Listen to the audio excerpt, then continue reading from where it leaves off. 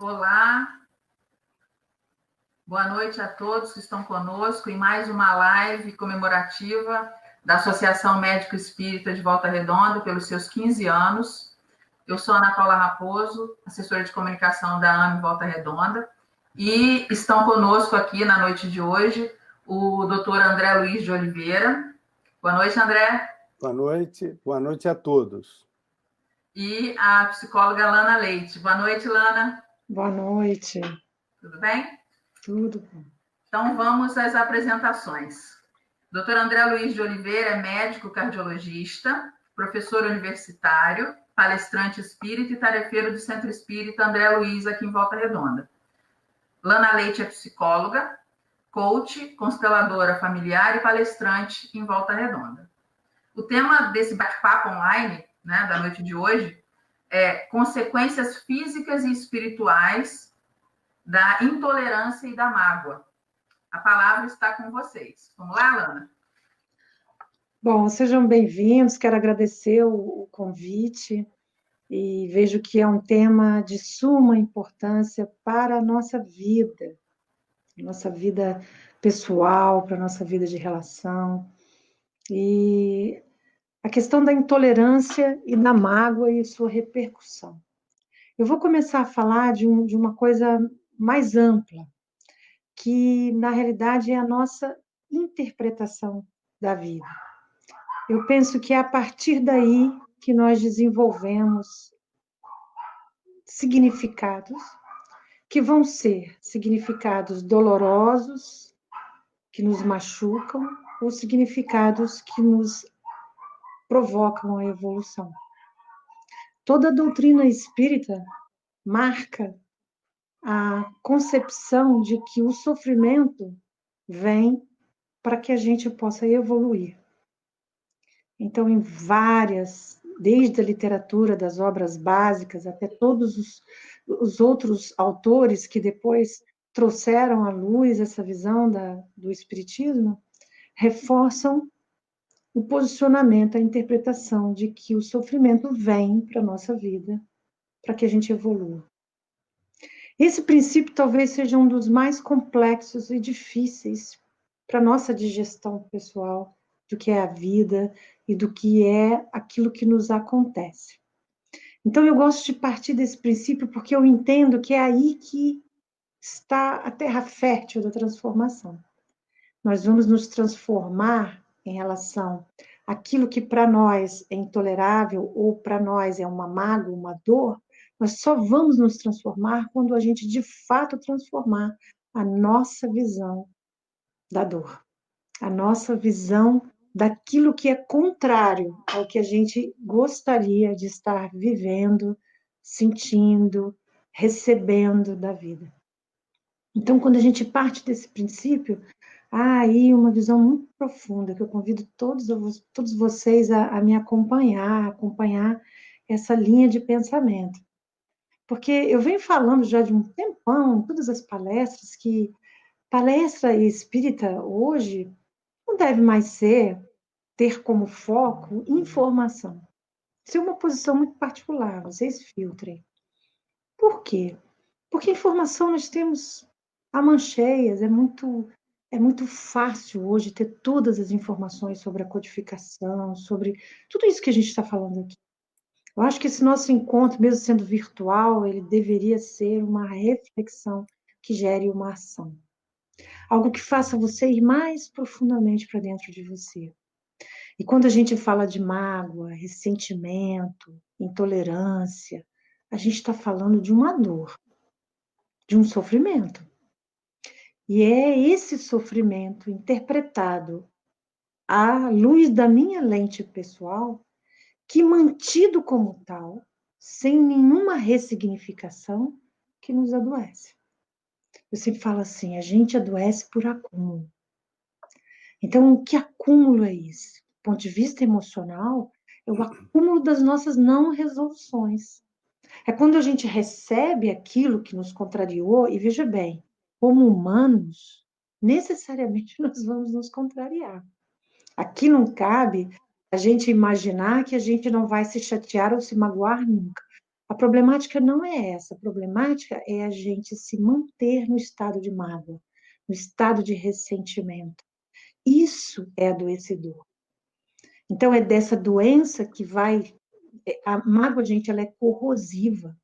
É quando eu recebo algo que muitas vezes é algo extremamente agressivo, que vem do outro, que vem da vida, e aquilo me dói profundamente, e eu guardo aquilo como um troféu. Eu guardo aquilo sem transmutar, sem trabalhar a significação que cura, a significação que me propõe uma evolução. Então, nós estamos falando, num primeiro momento, uma base, quero que a André me ajude aqui, de como nós interpretamos a vida e, portanto, o quanto que nós permanecemos mantendo as nossas mágoas. E aí eu vou passar rapidinho aqui sobre algo da visão sistêmica que Bert Hellinger, o desenvolvedor da constelação familiar, fala maravilhosamente bem, que são as 3 concordâncias. Concordâncias em relação à vida.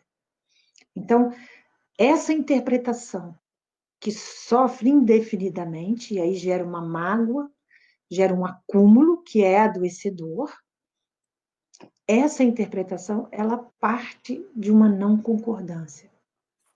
Porque, como eu disse lá atrás, magoar faz parte, se chatear, se aborrecer, se contrariar. Todos nós vamos passar por situações e passamos, às vezes, até diariamente. Pequenininhas, outras maiores. Isso acontece na nossa vida. O problema é isso se instalar dentro de nós, como uma não concordância. Um exemplo que eu vou dar das concordâncias para vocês. Não concordar com a vida como ela é. Existem pessoas que ficam profundamente doentes com o luto, com a perda de entes queridos.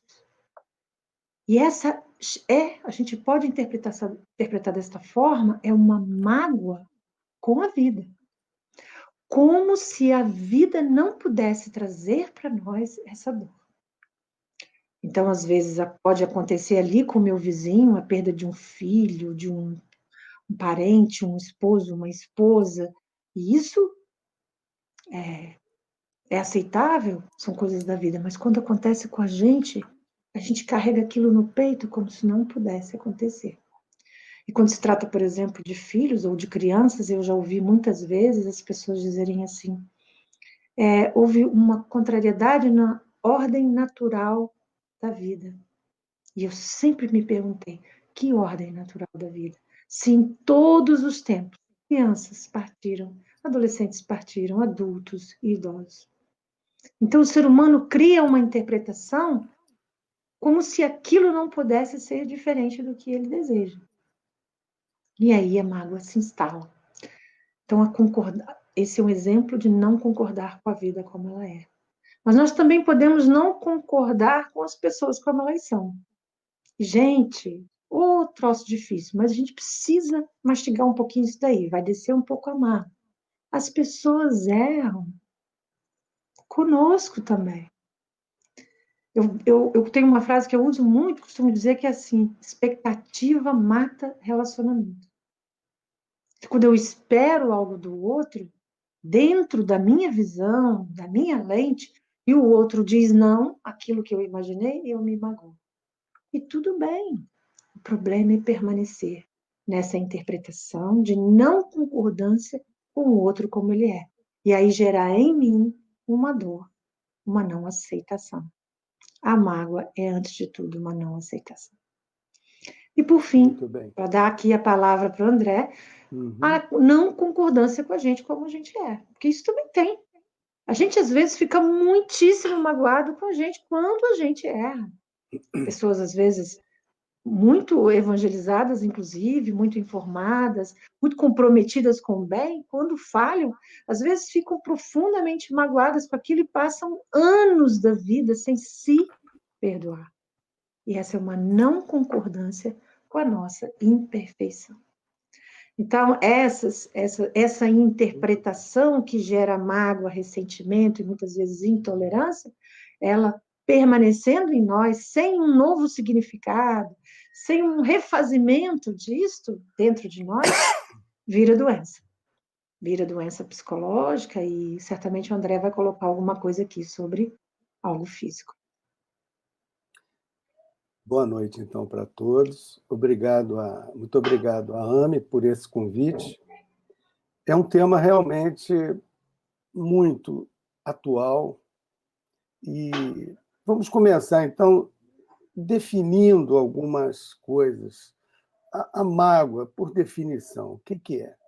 É um sentimento que as pessoas levam, muitas vezes a vida toda, de um desgosto muito forte que elas tiveram na vida, um pesar, uma sensação de amargura acompanha e uma tristeza pelo acontecido. Esse acontecido pode ter sido uma ofensa, uma desfeita, um mal causado por outra pessoa. E isto tudo vai gerar uma coisa que se chama ressentimento,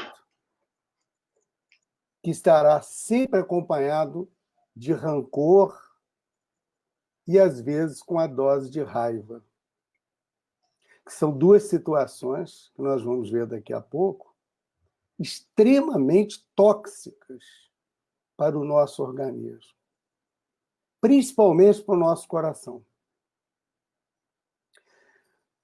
Guardar ressentimento, a palavra ressentimento é o ato de ressentir, ou seja, de sentir de novo. Você vai sentindo de novo todas as vezes que você lembra daquele acontecimento, ou daqueles acontecimentos. Isso é importante frisar. Normalmente, a pessoa que se magoa fácil, ela magoa fácil com muitas pessoas. Então, na realidade, essas pessoas, elas não carregam só uma mágoa maior, elas carregam dezenas de centenas de mágoas. E sempre trazendo ressentimento. Cada vez que ela lembra do acontecido, ela ressente. Por isso que o termo ressentimento, ressentir, sentir de novo. Sentir de novo o quê? Todas aquelas emoções que surgiram frente a essa desfeita, ou essa ofensa, ou esse mal causado por outra pessoa. De forma que, conforme nos diz Joana de Ângeles, a mágoa é um descontentamento que, embora frequentemente brando, às vezes é brando, mas a mágoa ela pode ter efeitos muito intensos, mas ela deixa resquícios que podem durar um bom tempo. Por vezes, é possível percebê-la no semblante, nas palavras e nos gestos dessas pessoas que se sentem magoadas. Nós sabemos que a linguagem é o principal veículo do pensamento. A linguagem é o principal veículo do pensamento. Uma linguagem clara normalmente fala de uma mente clara. As pessoas magoadas, feridas, ressentidas, elas nos parecem sempre com uma linguagem confusa, desorganizada e, muitas vezes, pouco pertinente. O tom de voz é alterado, os gestos são excessivos. Normalmente, a pessoa ressentida, ela é revoltada e imbuída de uma raiva muito grande. O que tudo isso pode gerar no nosso organismo?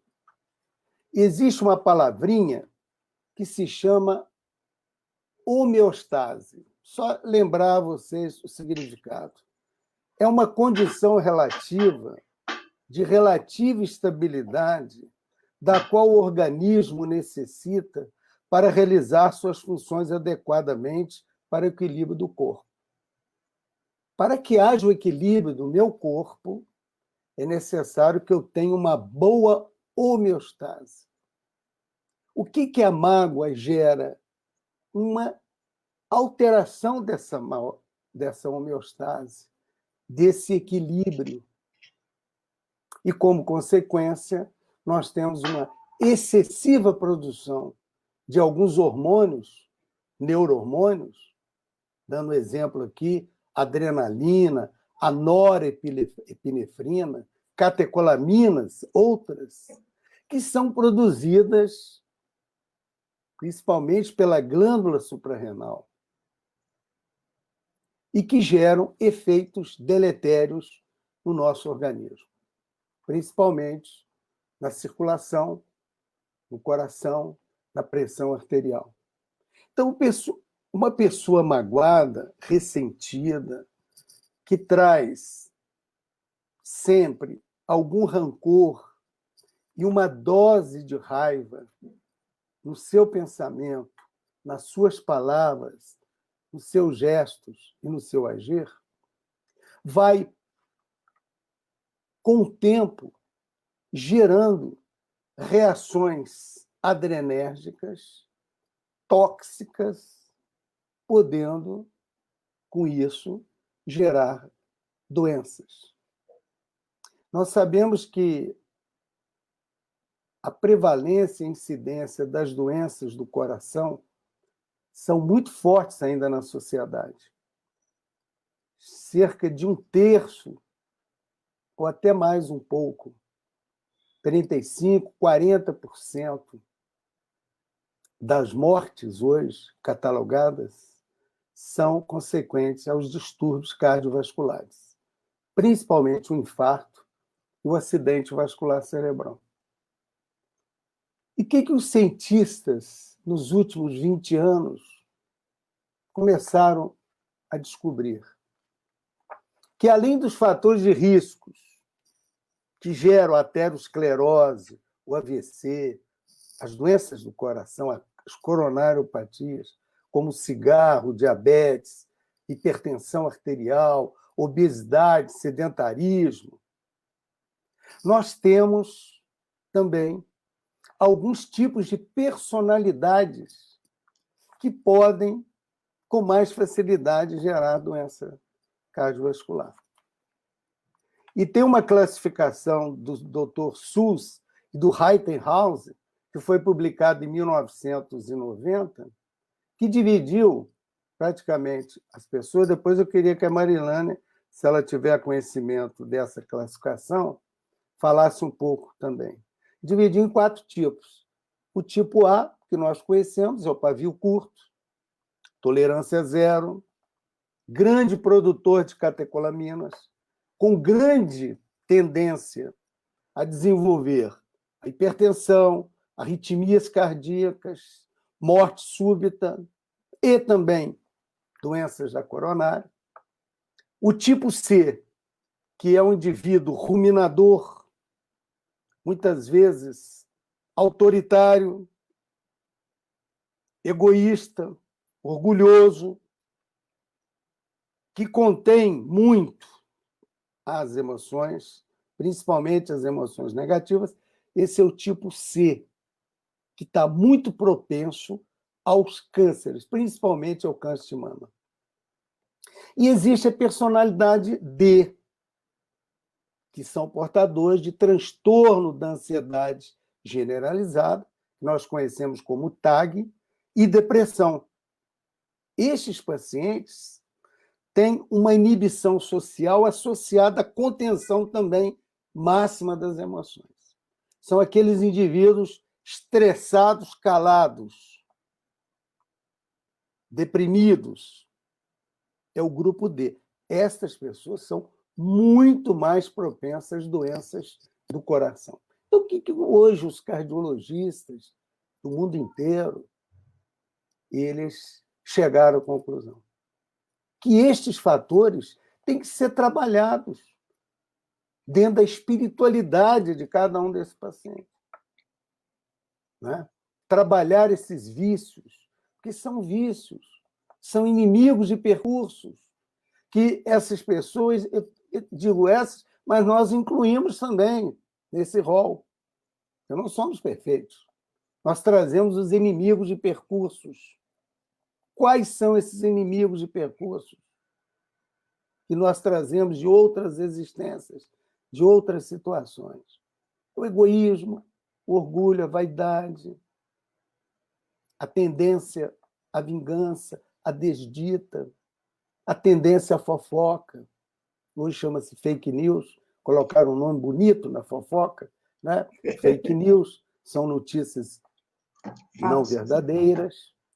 Trazemos, então, o espírito de autoridade, querendo impor as nossas ideias, a vaidade. Isso tudo, gente, são características de imperfeição que todos nós temos. Então, o que essa comunidade científica chegou à conclusão? Que o cardiologista hoje, o médico, ele tem que trabalhar muito em cima desse aspecto, porque esses são os fatores mais importantes que existem para as doenças cardiovasculares. E não tem só a doença cardiovascular, tem o aspecto da longevidade.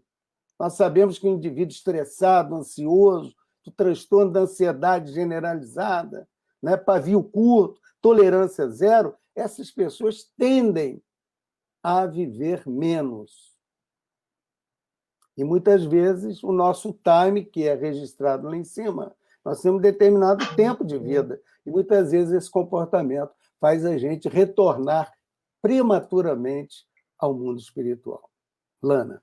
Então, André, até em relação às tipologias, isso tudo que você trouxe de uma forma muito clara, eu vejo a importância da gente direcionar a nossa vida para o autoconhecimento.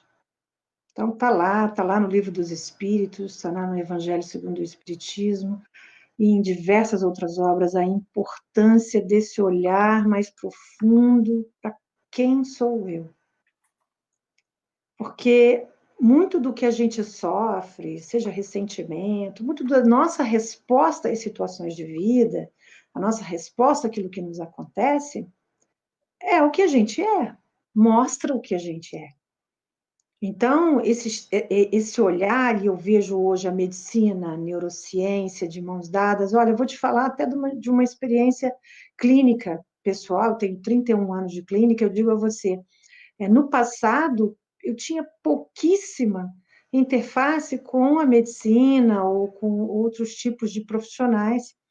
Era mais difícil para você ver o quanto que a informação, através das pesquisas mais atuais, coloca esse aspecto humano da inteligência emocional como algo extremamente importante para ser visto e integrado. Esse trabalho multidisciplinar que olha para o ser humano integral, para o ser integral. E é esse olhar que eu creio aqui, que a gente está trazendo para que a gente possa focar no nosso autoconhecimento como uma proposta para a gente não escorregar nessa casca de banana natural do humano imperfeito. São as nossas limitações dentro da nossa condição espiritual ainda muito infantil aqui na Terra.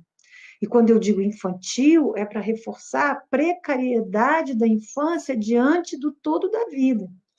A criança, eu costumo dizer, a criança é um saco sem fundo.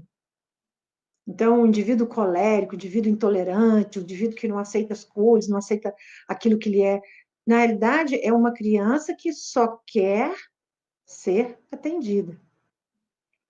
Então, esse salto evolutivo espiritual, de sair do lugar de ser servido e passar para o lugar de servir, sair da infância espiritual, ainda da precariedade de querer que a vida lhe atenda, o outro lhe atenda e ele mesmo também lhe atenda sem erros, sem falhas, e passar por uma posição madura de compreensão da nossa imperfeição como ser humano e da vida como ela é, eu acho que é o grande salto, mas eu só vou conseguir fazer essa transformação se eu investir sério em me conhecer.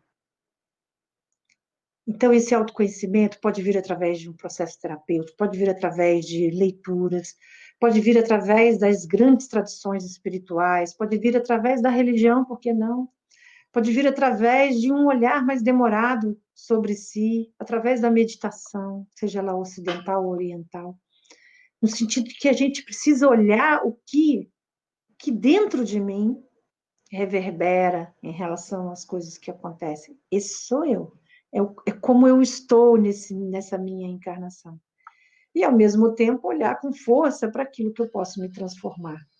E aí vale tudo isso, né? Você citou nos perfis o perfil mais egoísta, o perfil orgulhoso, o perfil tinhoso, teimoso, então aquelas pessoas que são intransigentes, autoritárias, não aceitam a opinião contrária, não aceitam a divergência. Intolerância tem muito a ver com isso.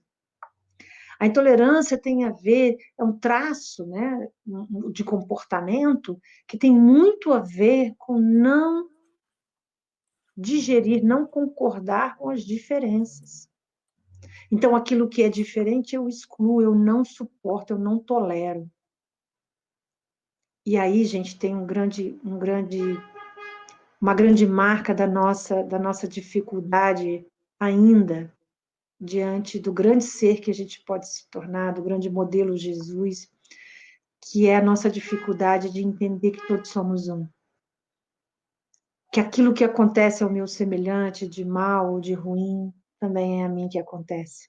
Sair desse ego ainda muito primitivo, voltado unicamente para o autossatisfazimento, né? Para essa autossatisfação, e ampliar, entendendo que aquilo que interfere em todos interfere a mim. Então, quando uma pessoa vem e me magoa, talvez um campo, um processo de ressignificação disso seria olhar para essa pessoa e olhar para a sua humanidade.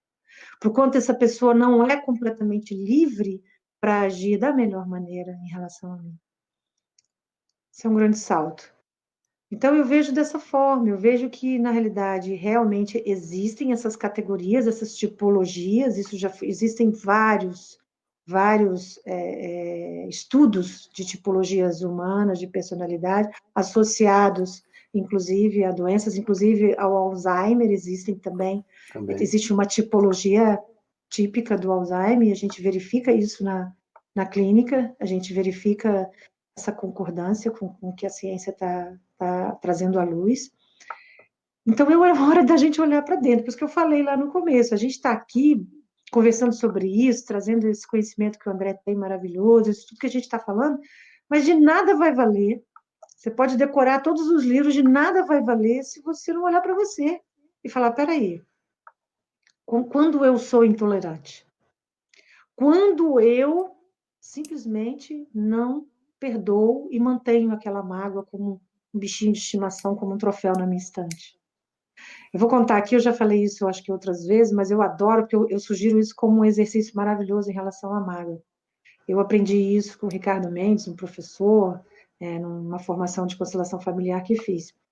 E numa determinada vivência, ele pediu que a gente pensasse num acontecimento que tenha sido muito triste, uma história que a gente tenha vivido, tenha machucado profundamente a gente. E era um lugar muito bonito, bucólico, uma pousada onde a gente estava. Ele pediu que todo mundo fosse, o grupo fosse para aquele lugar e escolhesse uma árvore. E aí sentasse diante daquela árvore e contasse essa história. Mas contasse essa história que nos magoou com todos os detalhes. Aquelas histórias que a gente já contou para 30 vezes para não sei quantas pessoas, que naquele ano aquela pessoa fez aquilo com a gente, ou então meu pai, aí é mais terrível ainda, meu pai, minha mãe fez isso comigo quando eu tinha 5 anos, quando eu tinha 10 anos, quando eu tinha 20 anos. Bom, que a gente contasse essa história com todos os detalhes, pela última vez. Isso foi extremamente significativo para mim, porque teve um insight naquele momento. Já foi o bastante guardar essa dor.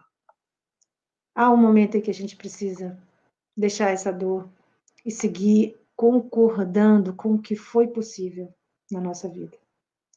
Esse perdão à vida, que eu considero o maior de todos os perdões, é uma reconciliação com essa encarnação passageira que traz os desafios, que traz o sofrimento por um único motivo, para que a gente possa evoluir com eles. É isso, André, a bola é sua. Muito bom, Marilane. Olha só. Lembrarmos o que Joana de Ângeles falou por intermédio da mediunidade do Divaldo. Uma coisa que eu gravei, e isso a gente passa para todos os pacientes. A mágoa é lixo mental. Né? Nós higienizamos a nossa casa, varremos nossos cômodos da nossa residência, tiramos o lixo material quase que diariamente, né? Perfumamos os ambientes, mas também temos que fazer isso na nossa mente. Guardar mágoa, guardar ressentimento, é como se a gente levasse um peso muito grande, tanto no nosso pensamento, quanto na nossa estrutura física. E o grande antídoto da mágoa, o grande antídoto da mágoa é o perdão. Este tem uma repercussão muito grande sobre o organismo. A nossa Sociedade Brasileira de Cardiologia fundou, há cerca de 5, 6 anos atrás, o grupo de estudo em medicina e espiritualidade, onde eles nos aconselham a estimular os pacientes ao perdão. Se precisar um apoio psicológico, normalmente, os nossos colegas psicólogos que desenvolvem sessões de psicoterapia para o desenvolvimento do perdão interpessoal ajuda demais. Então, o que a gente vê num paciente, por exemplo, que é hipertenso? Muitas vezes a pressão dele não está controlando, ele está com a dose máxima lá do antihipertensivo, da losartana, do BRA, do diurético, do beta-bloqueador, seja qual for o esquema terapêutico que se a gente... E a pressão dele não está compensando. Então, a gente vai começando a trabalhar a espiritualidade do paciente e a gente tem tido assim, surpresas muito grandes.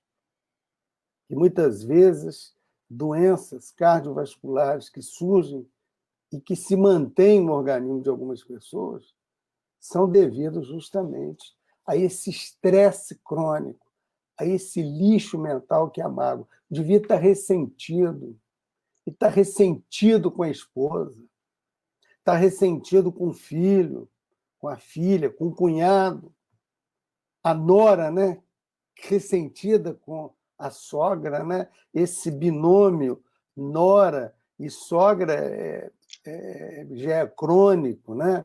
Então, essa mágoa que nora tem de sogra, sogra tem de nora, isso muitas vezes faz mal para as duas. E ao ressentirmos, realmente a gente, como eu falei no início, você aumenta a produção dos neurohormônios adrenérgicos, fazendo vasoconstricção nas artérias, diminuindo o fluxo, advindo aí consequências imprevisíveis. Então, o indivíduo, às vezes, desencarna por ter acumulado muitas mágoas, antecipa o seu retorno ao mundo espiritual, que isso pode acontecer. O certo é a gente voltar na hora certa, né? Dentro do time proposto, ou ficar um pouquinho mais de acordo com o merecimento. Nós sabemos que existe isso. E Emmanuel nos disse, de vez em quando, uma equipe, já vendo que o nosso tempo já está esgotando, chega e faz uma checagem naquele indivíduo. Será que ele merece ficar mais um tempo? Esse indivíduo está sendo um bom tarefeiro do centro, ele está sendo um bom trabalhador, um bom pai, uma boa mãe, um bom profissional. Eu acho que a gente podia dar uma... Não vamos deixar ele ter essa doença agora, não. Aí eles fazem lá uma readaptação no nosso modelo organizador biológico e joga a nossa vida para mais 10, 15 anos. Isso Tem até existe, gente. tem até uma frase que sela isso que você está dizendo, que é maravilhosa, da Joana de Ângelis também, Sim.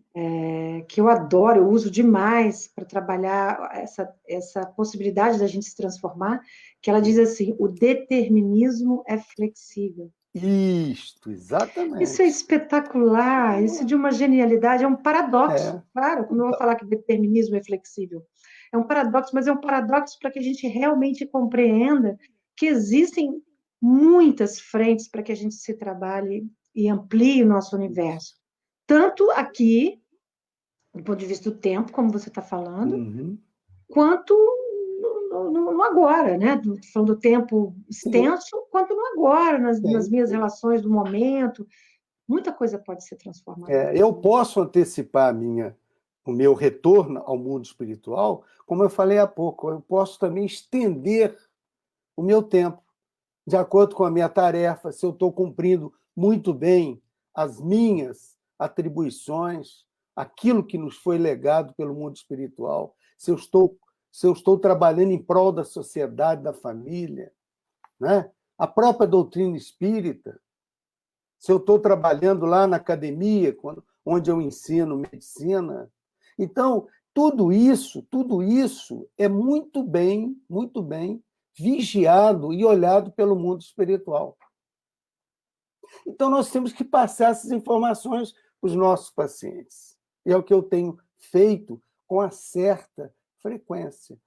O paciente não chega, a gente nota que ele está desarmonizado, e a mágoa é um dos fatores que gera essa harmonia, eu sempre me coloco à disposição para aconselhá-lo, falá-lo e checar o padrão de religiosidade desse paciente e reencaminhá-lo ao tempo, porque muitas vezes o paciente que chega lá, pressão não controla, tem angina, sofreu um infarto, teve um ataque isquêmico transitório, fez um AVC, está mal da parte do ritmo cardíaco, tem arritmia. Aquele indivíduo, muitas vezes, é um evangélico que está afastado do templo, ou é um católico que se diz católico, mas não está. Então, a religiosidade, a presença na religião, hoje, tem sido muito valorizado pelo nosso grupo de estudo de cardiologia, medicina e espiritualidade, que é o GENCA.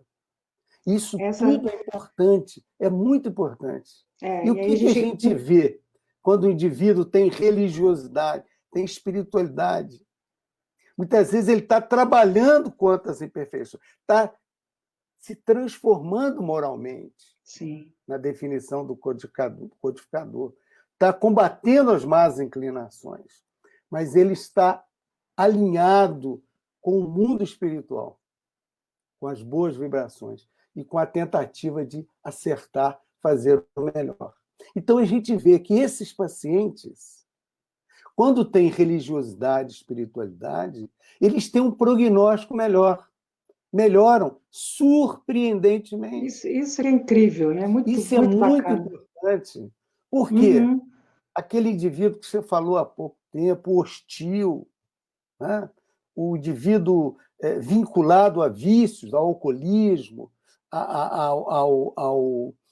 vinculado ao tabagismo, às drogas, qualquer distúrbio de vícios que o indivíduo carrega, isso vai deteriorando, né, o seu comportamento e as suas nuvens de testemunha. Paulo disse na carta aos Tessalonicenses, aos Hebreus, vós sois observados por nuvem de testemunhas. Estaremos sempre acompanhados dos bons espíritos todas as vezes que a gente tiver no coração essa vontade de se transformar moralmente e de combater as más inclinações. Isso é que Kardec quer de nós. O verdadeiro espírito é reconhecido por isso. Não é pela sua Sim, pelas obras. bondade, não é por ser o melhor orador espírita, o melhor médium, ou que recebe, que dá 560 passes por ano. Não existe essa qualificação e de definição do espírito. O espírito é aquele que humildemente reconhece os seus erros, que você falou aí, olha, o autoconhecimento, e parte para a melhoria da sua intimidade. Comece a fazer a sua reforma íntima, combatendo esses inimigos de percurso que já estão conosco há milênios, combatendo as más inclinações e procurando se transformar moralmente. Que é isso que Jesus, nosso mestre, quer de nós. Eu insisto muito assim, no meu trabalho com as pessoas, que isso também, essa questão da espiritualidade, não é também da mesma forma da questão psicológica, do autoconhecimento, não é uma coisa que a gente exercita, pratica hoje, e daqui a 1 mês, 2, 3, a gente vai buscar de novo. Então, a importância também desse olhar constante, desse inclinar-se sobre nós mesmos, de uma forma frequente, observando nossos comportamentos, nossos sentimentos, nossos pensamentos, com frequência. Então, isso nos ajuda. Eu falo assim, como é curativo criar um diálogo interno, na prática diária. Se magoou, se chateou, se aborreceu, ficou chateado com alguma coisa, nervoso, viu que você alterou, saiu do seu estado, entrou num estado de sofrimento que tem a ver com as emoções perturbadoras, a tristeza, a raiva, a irritação. Sentiu que você desequilibrou, volta um pouquinho para dentro. Né? Dedica um pouquinho do seu tempo a se questionar, a se perguntar: o que se passa comigo? Por que eu estou tão chateado com essa situação? Nesse diálogo, a gente pode trazer essa luz. Eu falo assim, não tem como transformar ou mudar de lugar os móveis de um quarto em que a luz esteja apagada. Nós precisamos acender a luz, e aí a gente vai ver o que precisa ser realocado, reorganizado, aos poucos. Eu brinco muito nas minhas palestras, que eu falo assim, eu não vou dormir Lana e acordar Chico Xavier. Não há a menor possibilidade disso acontecer. Então, eu vou dormir Lana e amanhã eu vou acordar Lana, mas eu posso acordar a Lana com um pouquinho mais de consciência. Muito então, bem. esta consciência ampliada, eu entendo como espiritualidade. Porque é nessa ampliação, se a gente imaginar o movimento, é nessa ampliação de consciência que eu incluo todos os seres, que eu incluo Deus, que eu incluo a luz. Porque numa consciência fechada, no ego, eu não consigo incluir nada disso. O único foco, o único atendimento tem que ser a mim mesmo, nessa visão. A visão espiritual, a visão da espiritualidade é uma visão ampliada. E aprendi até recentemente que também é uma visão alegre. Eu não sei se existem estudos sobre isso, André, mas eu penso que a alegria, além do perdão, a alegria deve ser um medicamento para o coração. Isso existe. Existem estudos mostrando que a pessoa alegre, a pessoa que está sempre com o astral elevado, ela contamina mais rápido, né? O ambiente, as pessoas, gerando um certo efeito benéfico, principalmente sobre as doenças cardiovasculares. Eu me sinto muito comprometida assim, com a alegria. E eu falo que as minhas amigas, se alguém aqui estiver me ouvindo, vai concordar. Eu sempre mando umas piadas, sempre bobeira, sempre coisa muito tranquila, mas a gente precisa rir, a gente precisa trazer essa alegria, porque isso também é espiritualidade em que sentido? A alegria é uma profunda concordância com a vida, do jeitinho que a vida é. Isso. A vida traz desafios, traz o sofrimento, mas do jeitinho que a vida é, se eu me alegro com a vida, eu estou em conexão com essa vida espiritual. Que é amor, né? Que é amor. Exatamente. Então, eu gostaria só de lembrá-los que o grande antídoto da mágoa é o perdão. Perdão sincero. Perdão interpessoal é muito importante. Esquecer. É difícil esquecer. O que o Evangelho nos quer não é o esquecimento do fato, mas o esquecimento daquela sensação ruim que você teve nos primeiros momentos que você magoou com alguém e dissipar este sentimento com o tempo. É esse que é o esquecimento real das pessoas. Lembrar que só nos iluminaremos Só conseguiremos a nossa iluminação espiritual através da prática constante da caridade, que é o BIP. A caridade tem 3 pilares, que é a benevolência, ser bom 24 horas por dia, dependente para todas as pessoas, amigos e inimigos. Segundo é o perdão, que é via dupla. Eu posso tanto humildemente pedir o perdão, quanto humildemente concedê-lo. E o terceiro é a indulgência, né? Capacidade de você entender as fraquezas alheias, os defeitos alheios, que temos também, né? Colocaria uma 4ª palavrinha aí, que está muito em moda, que é a empatia, que é a capacidade pela sua mente, né? A capacidade de você se colocar no lugar do outro. Então, vi aquela pessoa que te magoou. Vamos usar a empatia, vamos colocar, pela imaginação, nos colocar no lugar daquela pessoa que nos magoou. E muitas pessoas, às vezes, nos magoam, nem lembram mais que nos magoou. Tá lá, elas nem estão sabendo que nos magoou. E a gente fica sofrendo aquela mágoa. Mas vamos empaticamente colocar no lugar daquela pessoa que nos agrediu. Muitas vezes aquela pessoa ela está num desequilíbrio, não conhece ainda os princípios cristãos, não trabalha dentro do Evangelho do Cristo, não tem espiritualidade. Então, nós temos que perdoar. E o perdão é uma fonte contínua de saúde. Hoje se sabe que a pessoa que tende a perdoar mais, ela realmente, além de ser mais feliz, ela vai viver mais e com muito menos doenças. Maravilha. Então, gente, vamos trabalhar. É todo dia, eu falo assim, é todo dia. O autoconhecimento, cuidado, essa ressignificação do que aconteceu, porque o perdão não é um esquecimento propriamente dito, simplesmente apagar, né? Nesse sentido de simplesmente apagar. É impossível, né, Lana? Você esquecer.